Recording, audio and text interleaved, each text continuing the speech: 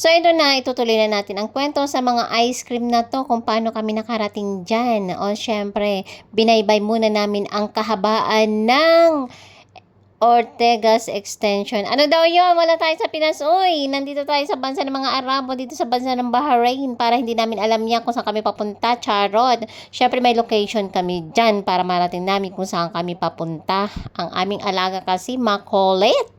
Araw daw kasi ng kalayaan yan. So, kailangan namin tikman ang mga flavor ng ating mga paboritong ice cream. Kasi Filipino daw yan ang mga flavor dyan. So, titikman natin. So, ayan na nga, nakarating na kami sa aming destinasyon sa papuntang, saan ba papunta yan? Nasa SAR kami sa shop na yan. Yan ay SAR. O, diba? So, tingnan natin kung ano ang meron sa kanila. Dahil nga, araw ng kalayaan, meron silang mga offer. Ang offer nila dyan ay 1BD lang per scoop. O, diba? Ang mahal din. Pero, ang regular price talaga niyan ay 1.7. O, diba? So, ayan, marami tayong pagpipilian ng mga Filipino na panlasa. Ayan, halo-halo leche flan ang pinaka-paborito natin. Syempre, mapinoy tayo. O, diba? So, ayan, habang siya ay namimili, ako ay nag-video-video muna sa loob ng shop. At maganda naman talaga ang shop nila sa loob. Malinis, maaliwalas. Pero ang mahal mga bilihin sa loob. So, ice cream lang talaga ang aming dinayo dyan dahil sa aming alaga, kaya kami napunta dyan.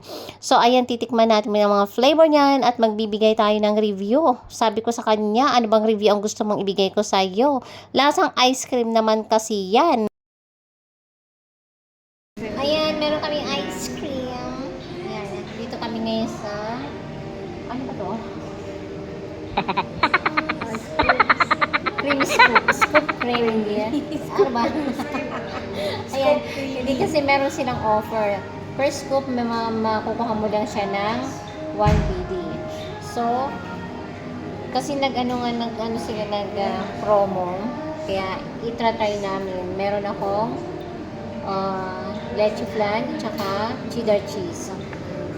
Yung isa naman, ito pinaghalo namin, halo-halo, tsaka ubi cheddar. Ubi cheddar ko, di ba? Cheddar. Masarap siya. Natin. Last time na nagpunta kami dito, sige, kainin mo na. Last time nagpunta kami dito sa Rado. Ay, ang sarap.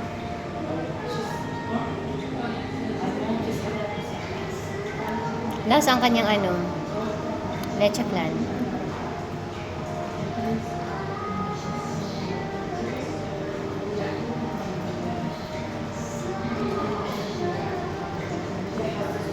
Ito lang dinayo namin.